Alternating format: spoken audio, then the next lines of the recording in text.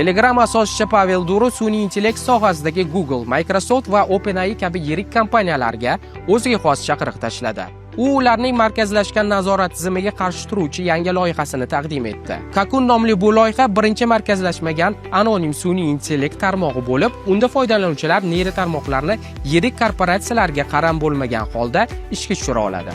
Loyiha konsepsiyasiga ko'ra, kuchli video karta egalari o'z hisoblash quvvatlarini tarmoq orqali ijaraga bera oladi. Sun'iy intellekt ishlab chiqaruvchilari esa ularni o'z serverlarini xarid qilmasdan ishlata oladi. Barcha operatsiyalar ton monetalari orqali amalga oshiriladi. Ma'lumotlar esa to'liq shifrlanadi. Hech kim nima ustida ishlayotganini bilmaydi. Eng qiziq tomoni, Kakun bevosita Telegramga integratsiya qilinadi. Bu esa texnologiyani tez ommalashtirish imkonini beradi. Durovning maqsadi korporatsiyalar va hukumatlar nazoratidan xoli bo'lgan erkin internetni yaratish. Uning ta'kidlashicha, Kakun loyihasi orqali sun'iy intellekt sohasida mustaqil va ochiq ekotizim yaratiladi.